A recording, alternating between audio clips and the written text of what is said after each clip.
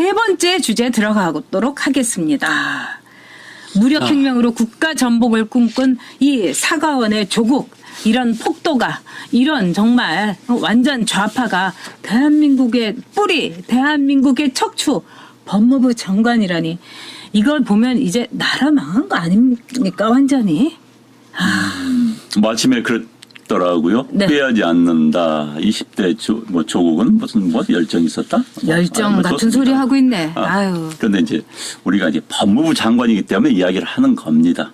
법무부 장관, 또 국방부 장관 이런 자리는 다른 자리하고 달라요. 네. 청와대 또 민정수하고도 좀 다릅니다. 그렇습니다. 또 지방자치단체장 뭐 선거 나와가지고 그건 선택을 받으면 할 말이 없는 거예요. 그런데 네. 우리가 이제 법을 준수해야 될 법무부 장관이기 때문에 우리가 이야기를 하는 것이지. 그럼요. 게다가 이제 산호맹 사건이 어찌됐든 사회주의 혁명, 인민민주주의를 추구했던 그런 집단들 아니겠습니까?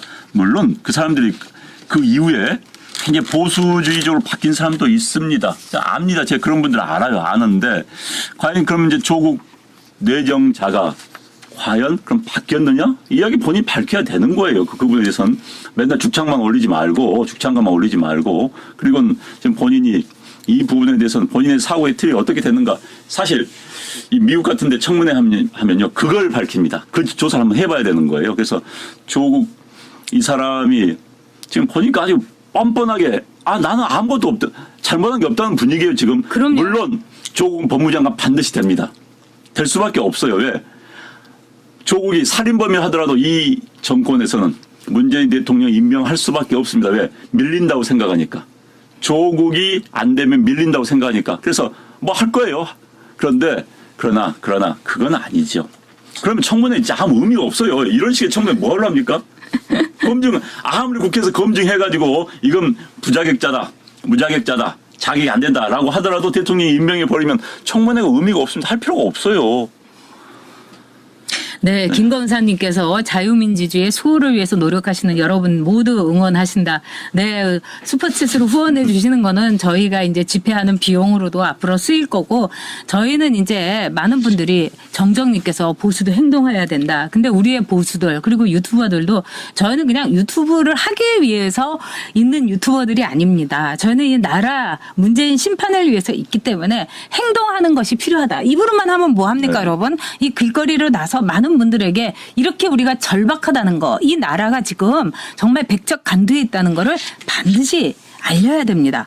근데 이제 조국은요, 이 백태웅, 아까 많은 분들이 얘기해 주신 백태웅, 또 박노해 이런 사람하고 이른바 산호맹이라는 남한 사회주의 노동자 동맹을 결성을 했습니다. 그리고 조국은 이 산호맹의 이른바 싱크탱크인 사과원에서 일을 했습니다. 근데 사과원이 싱크탱크면요, 주체사상의 싱크탱크, 이거와 마찬가지로 최고의 골수, 핵심이란 얘기입니다.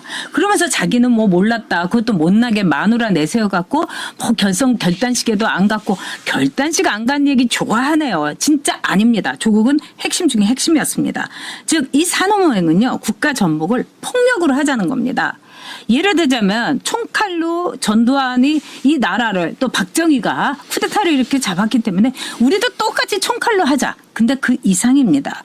이거는 정말 이 나라의 자유시장 경제와 그래도 민주주의로 흉내를 냈습니다.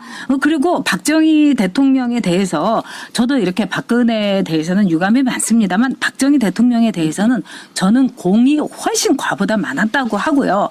또 박정희 대통령이 그 당시에 김종필 오히라 메모할 때 이런 얘기를 한 게 있습니다. 일본은요, 이 한일 협정서를요, 독립축하금, 경제지원금이라는 명목에서 주려고 했습니다. 그래서 그거를 김종필이가 박정희 대통령한테 보고를 하니까 박정희 대통령이 뭐라고 하느냐, 있을 수 없다.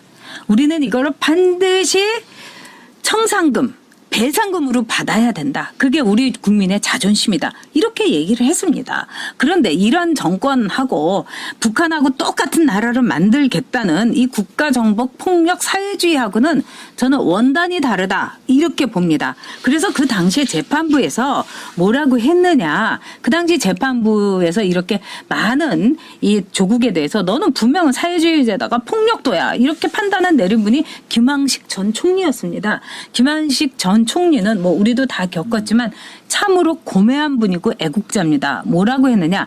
반동적인 파시오 정권을 타도하겠다는 이들은 한마디로 사회주의 국가 건설을 주장하는 반사회주의 그 단체다. 그렇기 때문에 이 사회주의를 내건 노동자 계급 전위 정당을 건설하려고 했기 때문에 이들은 사상과 양심의 자유 이전에 한마디로 대한민국의 체제 전복 세력이다.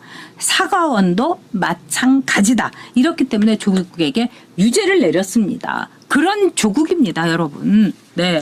지금 이제 이인영 씨가 네. 원내대표죠. 네. 민주주의 열정이었다. 조국을 그렇게 해석을 해야 된다라고 하는데, 자, 제가 100배 양보해서 80년대였다면 제가 오케이.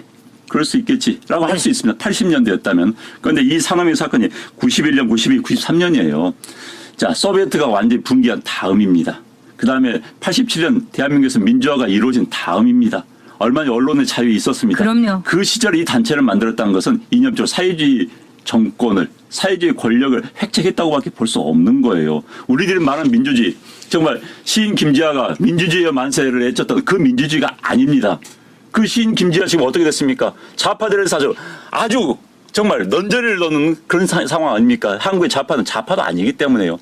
정말 90년대 초에 이 상황에서 산업행을 하고 했다는 것은 사회주의자, 무력 투쟁을 혁명을 해서 대한민국 정권을 바꾸겠다는 그런 인간들 맞습니다. 그들이 말하는 민주주의 열정은 다른 거예요. 그래서 이것을 자꾸 이제 이른바 실드라고 하죠. 실드 치는 네. 겁니다. 이건 민주주의로. 민주주의 아닙니다. 이건 사회주의 혁명하겠다는 혁명론자들입니다. 혁명, 민주주의하고 뭐 거리가 먼 이야기입니다. 북한도 민주주의 쓰니까 그 민주주의라면 제가 이해합니다. 자, 북한식 민주주의에 대한 열정이라면 제가 이해하겠습니다. 네. 그렇지만 우리가 생각하는 민주주의는 이건 아닙니다. 그런데 민주주의 열정으로 포장하고 방어하지 마십시오, 정말. 네. 이 따기파파님께서 이제 이거는 다음번 그 좌파 정권의 일종의 대선 사전 운동이다. 저도 그렇게 생각합니다. 그리고 여러분 진보 집권 플랜이라든가 그 영화를 책을 보시면 알겠지만은 조국이 잘생겼다는 걸 막 이 오연화가 막 이렇게 뻥을 칩니다. 그러니까 우리 좌파 쪽에는 좀 제대로 생긴 사람이 없는데 너처럼 잘생기고 키도 큰 애가 한번 나가라 이렇게 하는데요. 제가 볼 때는 이 모든 것이 줄이 다 있는 겁니다. 그렇기 때문에 이 문제 정말 사전 운동이라는 거, 선거 운동이라는 거. 그다음에 강명숙님께서 박노해도 거의 그때 일하고 끊었다. 박노해는요 지금 천주교 쪽에서 하면서 사진 작가로 활동하는 거나 마찬가지입니다. 좌파 완전 그걸 끊었습니다. 그러니까 세상을 알게 된 거지요. 알게 된 거라기보다는 패배한 거죠. 네. 내가 쓸모 없어졌다는 거를 박노해가 인정을 한 겁니다. 네, 네. 사실은 세상은 바뀌었습니다. 이 동구권이 이 도미노로 무너지고 공산주의 그 혁명이 완전히 뻥이라는 거를 인정을 하면서 70년에 실험이 끝난 거 아닙니까? 그러니까 문재인 대통령이 아까 제가 이런 이야기 했어요. 네. 세계 각국이 사활을 걸고 뛰고 있고 네. 빠르게 변화하는 글로벌 시대, 우리 경제와 산업의 경쟁력. 이를 알면서 빠르게 변하는 글로벌 시대 알면서 맨날 과거만 이야기합니까? 맨날 과거만 이야기하고 죽창가 떠는 사람 왜 법무부 장관 시킵니까? 몽차차. 네. 몽차차.